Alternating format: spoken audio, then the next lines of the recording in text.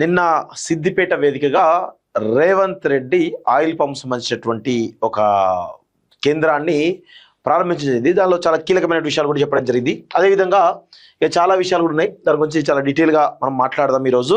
So ముందుగా రేవంత్ రెడ్డి ఏమంటున్నాడు అంటే, సిద్దిపేటలో మా అభ్యర్థిని గెలిపిస్తే మంత్రిని చేస్తా అని చెప్పేసి చెప్తున్నాడు. ఎందుకు చెప్తున్నాడు అంటే, ఆడ హరీష్ రావును ఓడించేంత దమ్ము రేవంత్ రెడ్డికి లేదు. 100కు 100% హరీష్ రావుని కేసీఆర్ కూడా ఓడించలేడు. అంత బలమైనటువంటి నియోజకవర్గంగా ఆయన తయారు చేసుకున్నాడు, బలమైనటువంటి మూలాలు ఏర్పరచుకున్నాడు. సో ఇప్పుడు రేవంత్ రెడ్డి ఏమంటాడు, సిద్దిపేటలో మా అభ్యర్థిని గెలిపిస్తే మంత్రిని చేస్తా చెప్పేసి అంటారు కదా. ఎప్పుడు 2028-29లో అసలు 2028-29లో మీ ప్రభుత్వం వస్తుందా? అసలు 10 సీట్లను వస్తాయా? కొడంగల్లో నువ్వు గెలుస్తావా?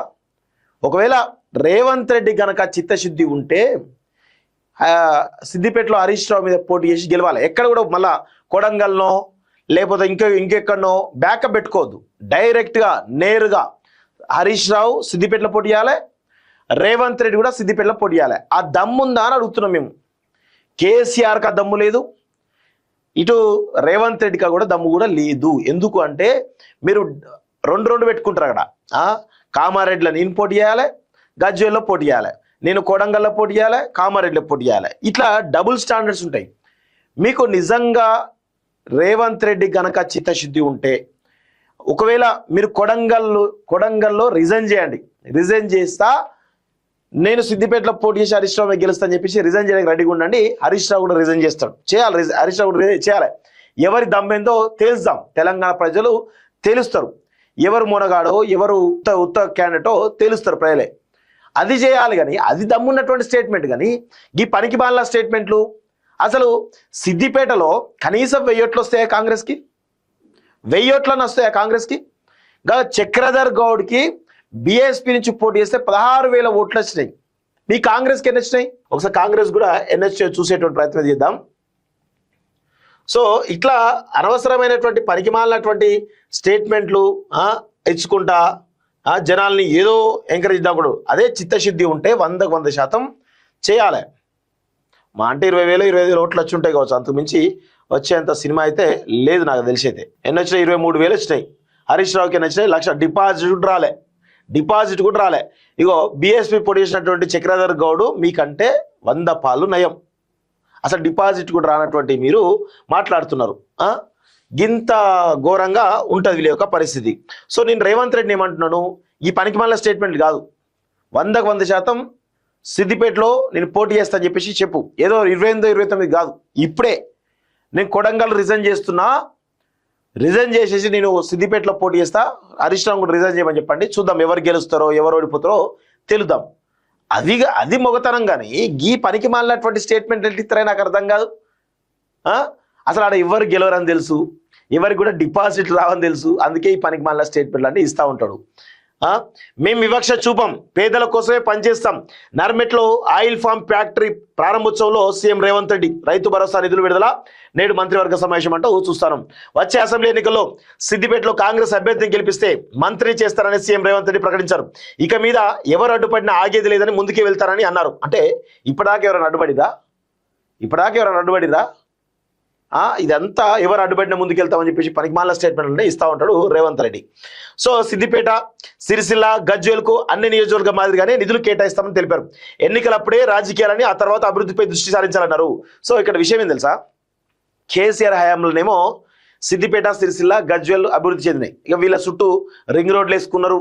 వీళ్ళ చుట్టూ అన్ని రకాల వేల కోట్ల రూపాయలు తెలంగాణ ప్రజల సొమ్మునంతా కూడా ఈ 3 నియోజకవర్గాలు తీసుకుపోయారు. ఇప్పుడు కొడంగల్ తీసుకుపోతున్నాడు ఎవరు? రేవంత్ రెడ్డి. అంటే మేము మొన్న ఎక్కడికి కుర్మిద్ద తండా 4th సిటీ పోతే అక్కడ నుంచి గ్రీన్ హైవే అని చెప్పేసి డైరెక్ట్ కొండారెడ్డిపల్లి కట. ఐదర్ కొండారెడ్డిపల్లి కనబోతున్నాయి లేకపోతే కొడంగల్ కనబోతున్నాయి. ఇదేంది నాకు అర్థం కాదు. ప్రజలు మొత్తం రాష్ట్రం అంతా కడుతున్నారు కదా ట్యాక్స్లు, కేవలం కొడంగల్ ప్రజలే ట్యాక్స్లు కడుతున్నారా? కొడంగల్కే అభివృద్ధి, వేరే నియోజకవర్గ అభివృద్ధి వద్దా? ఎంత దారుణం అంటే అసలు వీళ్ళ పార్టీలో అధికార పార్టీలో ఉన్నటువంటి ఎమ్మెల్యేలకే ఈరోజు గ్రామాల్లోకి పోయేటువంటి దిక్కు దివానా లేదు. ఎక్కడ చెప్పులతోటి చెప్పు దెబ్బలు కొడతారని చెప్పి భయంతో ఊర్లలోకి పోలే పరిస్థితి కనబడతా ఉంది. మొత్తం పోలీసులతో సెక్యూరిటీ పెట్టుకుపోతారు. ఒక్క ఎమ్మెల్యేను రేవంత్ రెడ్డి ఛాలెంజ్ చేస్తా ఉన్నాను, ఒక్క మీ కాంగ్రెస్ పార్టీలో ఉన్నటువంటి అధికార పార్టీ ఎమ్మెల్యేను వితౌట్ సెక్యూరిటీ తోటి గ్రామాలకు తిరుగుమని చెప్పండి. చెప్పు దెబ్బలతోటి స్వాగతం పలుకుతున్నారు.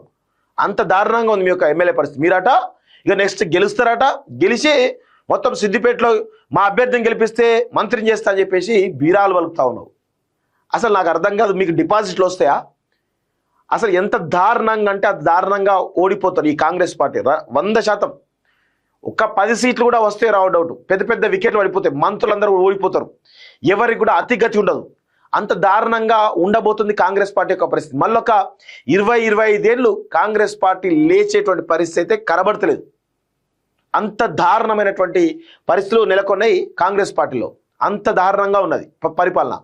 అసలు ఏ ఒక్క ప్రిన్సిపల్ సెక్రటరీ అయినా, ఏ ఒక్క ఐఏఎస్ ఆఫీసర్ అయినా, ఏ ఒక్క కలెక్టర్ అయినా అసలు మీ ఆదేశాలు పాటిస్తున్నదా? మీరు మొన్న ఏమన్నారు, కలెక్టర్లు గ్రామాలలో తిరగాలి, వారంకు 2 రోజులు 3 రోజులు తిరగాలన్నారు. ఏదో మీరు చెప్పినాక ఒక రోజు మాత్రమే తిరిగిరు, తర్వాత మళ్ళీ పోయి మళ్ళీ ఆఫీసులని పంటున్నారు. ఎవడు వింటున్నాడు నీ మాట?